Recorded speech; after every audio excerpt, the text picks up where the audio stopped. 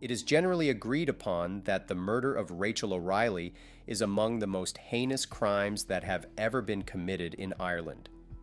This evaluation is supported by a variety of different information sources. Rachel was brutally murdered in her own house on October 4, 2004, a crime that sent shockwaves throughout the country due to the unprecedented severity of the crime and the fact that it took place within the presumed protection of a domestic setting. Rachel's murder occurred in the home where she was living at the time. Shockwaves were sent throughout the nation as a result of the heinous crime that was the murder of Rachel. When we are confronted with situations that are comparable to the one that we are currently experiencing, it is customary to designate the husband as the primary suspect. The reason for this is not typically because there is a clear motivation for the assault. Rather, it is due of patterns that have been established in occurrences of domestic violence. These patterns have been discovered in several different cases. Just as it had been the case in the cases that came before it, Joe O'Reilly, her husband, became the focus of suspicion relatively immediately after the inquiry began. This was the situation in all of the cases that came before it. As a result of the murder, which was characterized by a level of brutality that had never been witnessed before, the entire nation was filled with a sense of shock and awe. This was a consequence of the murder. The horrifying reality of domestic abuse, which can occur behind closed doors, was brought to light by this murder. This violence can take place behind closed doors. A well-known Irish actress, Rachel O'Reilly, was formerly known by her maiden name, Callousness. She is currently of Irish descent. During the year 1974, she was born in the northern suburbs of County Dublin, which is located in Northern Ireland. Rose and Jim Kelly, a loving couple who were unable to have children of their own, adopted her when she was a very little girl. They did this since they were unable to have children of their own. The fact that they were unable to create children of their own was a significant obstacle for them. Following the adoption of Rachel, the Kellys went on to adopt 4 additional children, so establishing a family atmosphere that is capable of providing both care and nurturing. Among the children that the Kellys adopted, Rachel was the only one. Rachel's vibrant and feisty personality gained her a favorable reputation from a young age onward, and she was acknowledged for it. Rachel's reputation was well-deserved. Rachel was the kind of person who had a natural ability to avoid conflict, and she got along well with everyone who had the opportunity to interact with her. In general, she was a friendly, charitable, and outgoing person. Every single individual who knew her felt a warm and fuzzy feeling toward her. The sentiment was universal. As a result of the fact that she possessed a captivating personality, she was welcomed with open arms by both her family and the people who were living throughout her time period.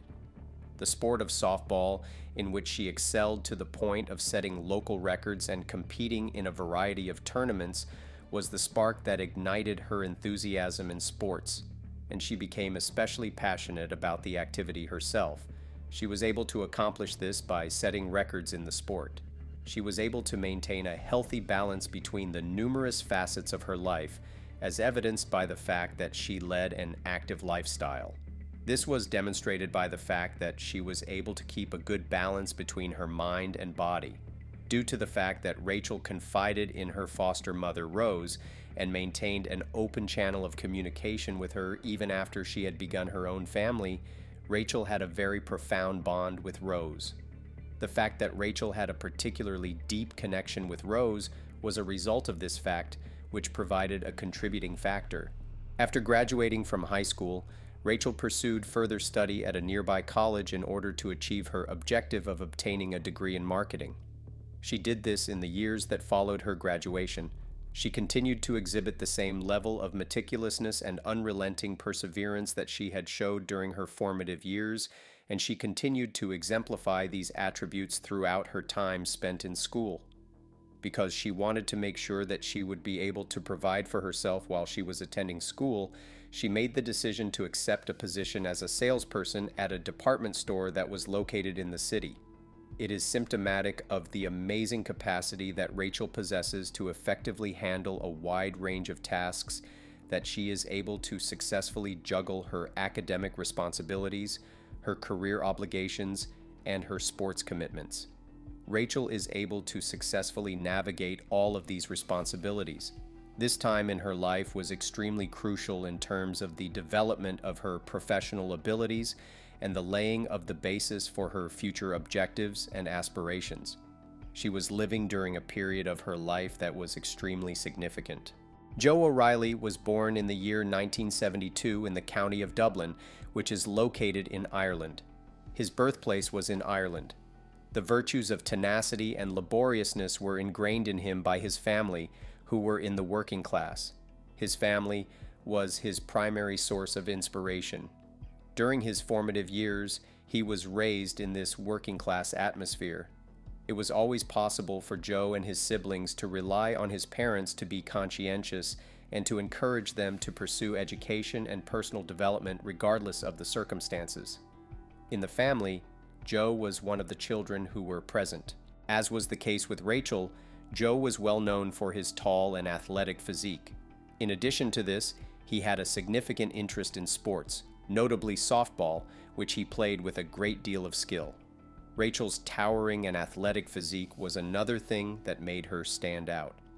In addition to this, Joe was well known for his extreme zeal when it came to fighting.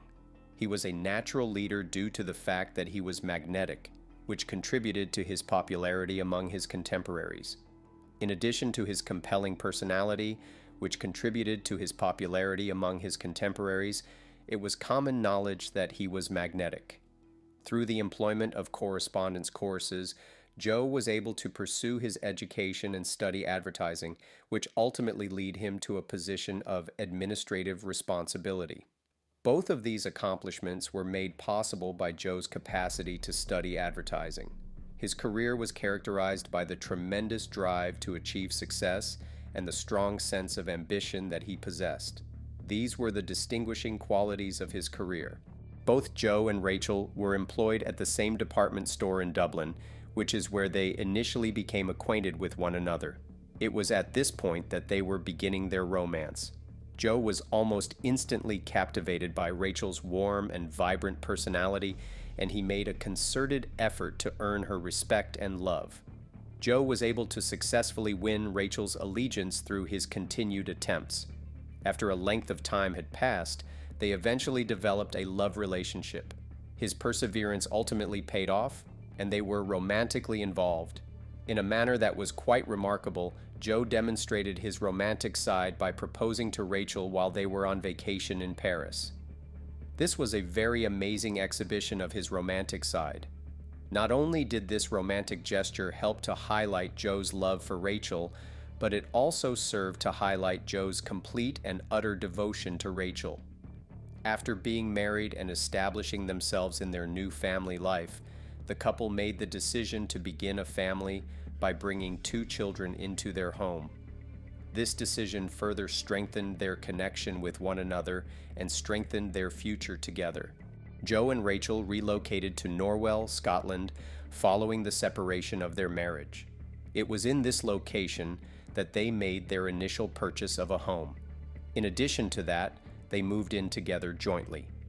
Despite the fact that it had already passed, this period of time was characterized by a feeling of optimism and delight due to the fact that it marked the beginning of a new chapter together. Rachel eventually settled down and became a housewife after making the decision to do so.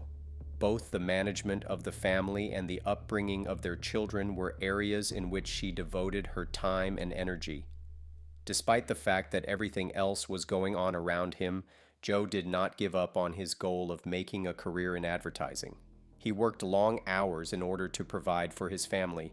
Rachel made the decision to go back to work when the 2 of them had children who had reached an age where they could be called adults. The fact that she was able to obtain a position as a distributor for a well-known cosmetics company is evidence that she was successful in accomplishing this goal. It was because of this that she was able to achieve her goal of gaining career contentment while simultaneously handling the responsibilities that she had here at home. Despite the fact that the family life appeared to be everything that it seemed to be, there were underlying concerns that, over the course of time, began to become clear. Over time, these issues became more and more apparent. As Joe's responsibilities at work became more demanding, it became more and more challenging for him to make it back home. As a direct result of this, he was missing for additional extended periods of time, which led to the strain that was placed on their relationship. Despite the fact that Rachel placed a high value on the cohesiveness of her family, she was forced to face the feelings of isolation that resulted from Joe's frequent absences. Rachel's absences led to her experiencing emotions of solitude, which she struggled with. Rachel was unjustly accused of mistreating her children in a letter that was delivered to Child Protective Services by an individual who wished to remain anonymous. Child Protective Services received the letter that was delivered to them. This letter was the first significant indication that there were some more basic concerns, and it was this letter that served as the warning. As a consequence of the fact that these charges were without foundation, which implied that they were made with malicious or maliciously planned motives, Rachel's life became more difficult and stressful. This was a direct effect of the fact that these accusations were made. Despite the fact that the origin of the letter was unknown, it brought to light the mounting stress that was present within the household and hinted at the bad events that were going to take place in the near future. Overall, the letter was successful in bringing about the desired results. On October 4, 2004, Joe O'Reilly left his family's home in the Knoll, which is situated in County Dublin, at an early hour in order to go to his place of business. This was in accordance with his usual routine. Throughout the course of the day, he made a number of attempts to get in touch with his wife, Rachel, in an effort to maintain as much of a normal routine as possible throughout the course of the day. Rachel was a dedicated mother and wife, and she had planned a day at home during which she would be doing things that were typical for her. When, on the other hand, Rose, her mother, was unable to reach Rachel via telephone, she experienced a great deal of anxiety. It was Rose's instinct that led her to make the choice to go to Rachel's residence, and she did so with complete confidence. Upon Rose's arrival, she was immediately presented with a scenario that was extremely disturbing. It seemed as though the house had been broken into, and she found her daughter lying on the floor, dead. It appeared as though the house had been abandoned. The murder of Rachel was a frightening act of brutality that left even the most seasoned investigators in a state of shocking disbelief. The crime had stunned everyone, and she had been severely beaten to death with a blunt weapon. Her death had been a shocking event. One of the hypotheses that was initially put out was that the disorder that was present in the house was the consequence of an unsuccessful effort to rob someone. However, the credibility of this idea was quickly destroyed when it was discovered that valuable objects had been left untouched, which showed that the ransacking had been staged. This was a clear indication that the entire event had been manufactured. The attacks, which were defined by their intensity and the personal nature of the assault, pointed to a crime committed in wrath rather than a random burglary. This was revealed by the fact that the assaults were personal in nature. The assault was a personal one, thus this was the situation that arose. The detectives were driven to have doubts from the very beginning of the investigation due to Joe O'Reilly's behavior as well as his alibi. His demeanor did not appear to be consistent with genuine sadness, despite the fact that he presented himself as a spouse who was in a state of heartbreak. Additionally, the fact that he had such a detailed awareness of the crime scene gave the idea that he was an insider who was aware of the events that led up to Rachel's passing. However, this was not the case. At the same time that the inquiry was progressing, fresh material that was incriminating against Joe came to light. It was determined that Joe had been having an affair with Nikki Pelly within the emails that were seized from his computer. This revelation provided a different picture of Joe's personal life than what had been depicted in the past based on what was previously known. Furthermore, the emails contained statements that explicitly tied him in the crime, which considerably bolstered his case. This was a big development. The inquiry into Joe and Rachel's relationship discovered serious concerns, one of which was Joe's portrayal of Rachel in an unflattering light to other people, which suggested that Joe had prepared the scenario. Rachel was the subject of the investigation. After conducting their investigation, the detectives came to the conclusion that Joe's account of his whereabouts on the day of the murder contained inconsistencies. After being investigated, his alibi, which had at first appeared to be credible, began to crack under the scrutiny of the investigation. Given the evidence that was presented, it was impossible to reconcile the gaps in the period that he provided with the information that was presented. During the course of the legal procedure, it was discovered that the evidence of Nikki Pelly and a co-worker of Joe's was of great significance. Not only did Nikki's statement provide evidence that Joe had been having an affair, but it also shed light on Joe's mental state and the different motivations he had for taking such a course of action. Another piece of information on Joe's behavior on the day of the murder was provided by a co-worker who brought to light inconsistencies in his own narrative. This colleague offered the extra piece of information. A damning picture was painted when a number of elements, including Joe's suspicious behavior, the staged crime scene, and the statements of those who were close to him, were taken into consideration. Joe's involvement in the murder of Rachel was never in question, which ultimately led to his arrest and imprisonment. There was no space for dispute regarding Joe's involvement. The evidence that was acquired throughout the course of the investigation left very little opportunity for inference or uncertainty. As a result of the case, which brought to light the catastrophic effects of domestic abuse and the complexities of human relationships, Ireland's collective consciousness was left with an impression that will linger for a very long time. Following the heinous murder of Rachel O'Reilly, Joe O'Reilly's actions further fueled suspicions about his possible involvement in the crime. Rachel O'Reilly was murdered.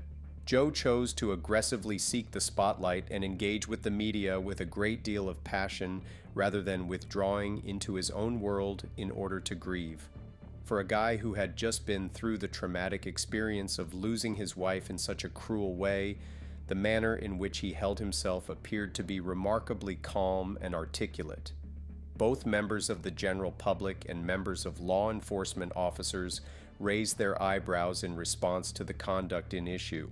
Joe's participation in a television program that focused on the inquiry into Rachel's death is the media interaction that has earned the most recognition for him.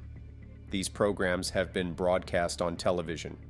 Quite a few individuals believed that his eagerness to appear on the show was an attempt to assert control over the plot and represent himself as the husband who had recently lost his wife.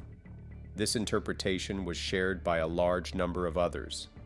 The fact that his performance gave the impression of being rehearsed and insincere, on the other hand, contributed to the investigators' suspicions being strengthened even more. The way in which Joe carried himself during the investigation and at Rachel's burial was just as terrible as the situation itself. Joe provided a detailed account of the occurrences that took place during the process of reconstructing the incident for the sake of the investigation. When he was genuinely innocent, it would be difficult to explain the level of familiarity he displayed with the crime scene because he showed that he was familiar with it. According to the specialists who were in charge of the investigation, the fact that he was able to describe the assault in such exact terms was a huge red flag. Joe's manner at Rachel's burial was strikingly impassive and emotionless. He showed little interest in the event. It was observed that he did not display any outward signs of loss and that he maintained a careless manner, which stood in stark contrast to the genuine emotions of mourning that Rachel's family and friends were going through at the time. This disparity between Joe's actions and the responses that one would anticipate from a spouse who is grieving further enhanced the growing suspicions that Joe was engaged in the crime for which he was being investigated. The trial of Joe O'Reilly took place in 2007, and the verdict of guilty was rendered as a result of the overwhelming evidence that was presented against him. These allegations were brought forth against him. Joe was found guilty beyond a reasonable doubt in the case of Rachel's murder, and as a consequence, he was sentenced to life in prison without the chance of release. Rachel's murder was the conviction that led to Joe's sentence. Joe continued to manipulate and exercise control over his own narrative, as revealed by the fact that he continued to have a relationship with his mistress, Nikki Pelly, until the year 2022, despite the conviction. This is evidence that Joe continued to manipulate and control his own story. From the moment he was caught and sent in jail, Joe O'Reilly has never stopped asserting his innocence and portraying himself as a victim of a judicial miscarriage. He has never stopped doing either of these things. The fact that he has maintained a record of excellence as an inmate during his time behind bars is something that he is hoping will assist him in achieving his objective of being granted parole at some point in the future. There is, however, a key aspect that continues to weigh heavily against the possibility of his release, and that is the gravity of his offense, as well as the impact it will have on Rachel's family and the greater community as a whole. The murder of Rachel O'Reilly is still considered to be one of the most painful cases of domestic violence that has ever occurred in Ireland.